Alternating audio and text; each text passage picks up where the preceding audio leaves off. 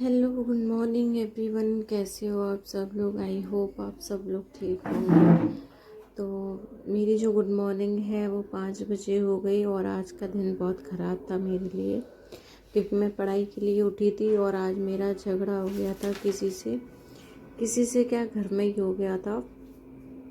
क्योंकि मैं पढ़ने के लिए जल्दी उठती हूँ और मुझे घर के काम में लगा दिया जाता है, जबकि मैं सारे घर के काम फिनिश मैं ही करती हूँ, फिर भी मुझे जल्दी ये कर दो वो कर दो। इसके चक्कर में मेरी आज लड़ाई हो गई। ये दिन जो है बहुत ज़्यादा ख़राब है, क्योंकि मेरी जो साथ में है, जो मेरे साथ में ही मेरे घर में रहती हैं, तो उनकी वजह से थोड़ा झगड़ा हो गया था। क्योंकि उनको ये लगता है कि मैं जो है फ़ोन में लगी रहती हूँ, मैं अपने पे ध्यान देती हूँ बस, और घर के कामों में ध्यान नहीं देती हूँ, कुछ भी नहीं करती हूँ। तो ये ज़रूरी नहीं है कि मेरी लाइफ में क्या इम्पोर्टेंट है, ये ज़रूरी नहीं है कि मेरी ज़िंदगी में क्या हो रहा है ये इम्पोर्टेंट नहीं है। लोगों को बस ये लगता है कि मेरी ज़िंदगी में बस मैं अपने ऊपर ध्यान देती हूँ, फ़ोन में लगी रहती हूँ और कोई काम करती नहीं हूँ। तो वही सारी चीज़ें, एक माँ होने के नाते मैं इतना सब जानती हूँ कि मुझे पता है ये सारी चीज़ें कि मैं कैसे डील करती हूँ, मैं कैसे हैंडल करती हूँ। कि 6 घंटे मेरी पढ़ाई होती थी और अब मेरी 3 घंटे भी पढ़ाई नहीं हो रही है, ये मैं जानती हूँ, मेरा दिल जानता है कि मेरी जो पढ़ाई है वो भी रुक गई है घर के कामों की वजह से। कभी कुछ हो जाता है तो कभी कुछ हो जाता है।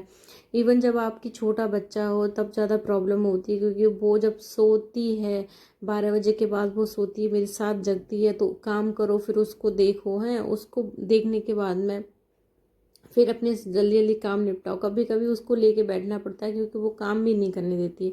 तो पढ़ाई के बारे में मैं सोच भी नहीं सकती। जब वो सो जाती है उसके बाद ही मैं पढ़ाई करती हूँ अपनी। और आज तो मेरे साथ भी कुछ इसी तरीके से हुआ। जब मैं स्टडी कर रही थी अपनी, तो मैं अपना जो है वो एक एमसीक्यू लगा रही थी। एमसीक्यू लगाते टाइम मेरे को इतनी प्रॉब्लम हो रही थी, क्योंकि मैंने स्टडी खोल के नहीं देखी थी ठीक तरीके से और मैं एमसीक्यू लगा रही थी।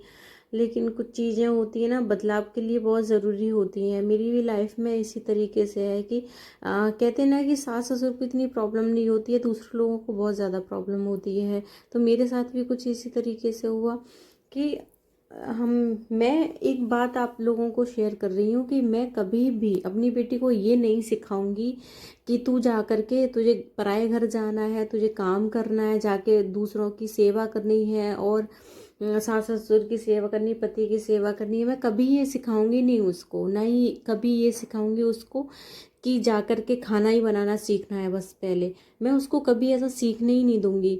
मैं हमेशा तार्किक लोगों पर बिलीव करती हूँ, और क्यों कब इसमें ज़्यादा बिलीव करती हूँ। तो मैं भी अपनी बच्ची को यही सिखाऊंगी कि लोगों से सवाल करना सीखे, क्यों हुआ, कैसे हुआ, किस तरीके से हो रहा है, इस तरीके से वो बोले।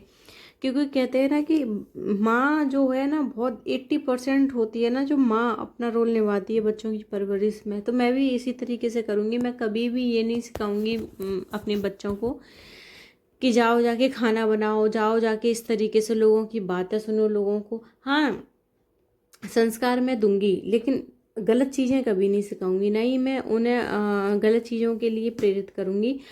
क्योंकि इससे होता क्या है कि माँ बाप बोल तो देते हैं कि अरे नहीं, दूसरों की ये करो वो करो, घर वो ही अपना है, मायका तो पराया होता है, लड़की पराया धन होती है। क्यों होती है?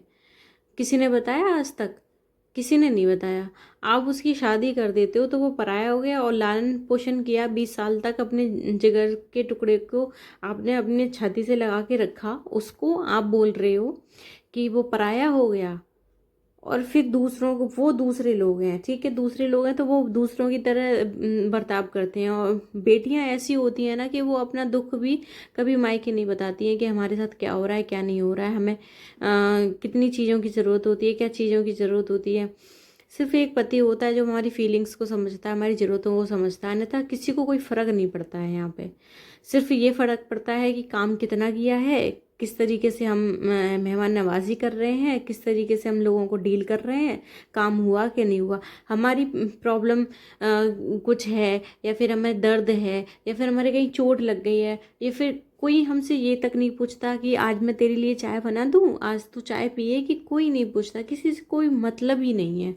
तो मैं बस इतना कह रही हूँ, आप सब लोगों से भी मैं बोल रही हूँ कि आप जब भी अपनी बच्चों को एजुकेशन देते हो तो आप कुछ सीखें भी दो। उनको ये सिखाओ कि परिवेश बहुत ज़रूरी होता है, वातावरण की तरफ भेजना उनको कि जो आसपास के लोग हैं उनसे कुछ सीखें। ऐसा नहीं कि घर में ही बंद रहें और कुछ ना सीख पाएँ, बस यही घरेलू चीज़ें सीखें। तो ये कभी मत सिखाना। लाइफ में कुछ चीज़ें इजी होती हैं, कुछ चीज़ें नहीं इजी होती हैं। मेरी भी ऐसी थी। तो मैं अपनी ज़िंदगी से एक चीज़ सीखी हूँ कि ऐसे लोगों से डील करना हो तो करो, नहीं तो अपने अलग रहो, ठीक तरीके से रहो, खुश रहो, क्योंकि वो हमारी खुशियों के लिए कभी नहीं आएंगे और ना ही कभी हमें खुश होते हुए देख सकते हैं। तो मैंने अपनी ज़िंदगी में एक ही फंडा सीखा है कि अगर वो नहीं ठीक तरीके से डील कर रहे हैं, ना रह रहे हैं, तो अपना अलग करो और खाओ, क्योंकि ये हमें जीने भी नहीं देंगे कभी चैन से। तो पढ़ाई के लिए भी मैं इतना टाइम निकालती हूँ। मुझे मालूम है कि मैं अपनी आंखों को फोड़ के पढ़ाई करती हूँ, कितनी प्रॉब्लम होती है। मुझे पढ़ाई छोड़ करके जाना पड़ता है, नाश्ता बनाना पड़ता है, कभी कुछ बनाना पड़ता है, पूरा दिन हो जाता है हाउस वाइफ को काम करते करते, फिर भी कोई फिक्र नहीं है किसी को भी।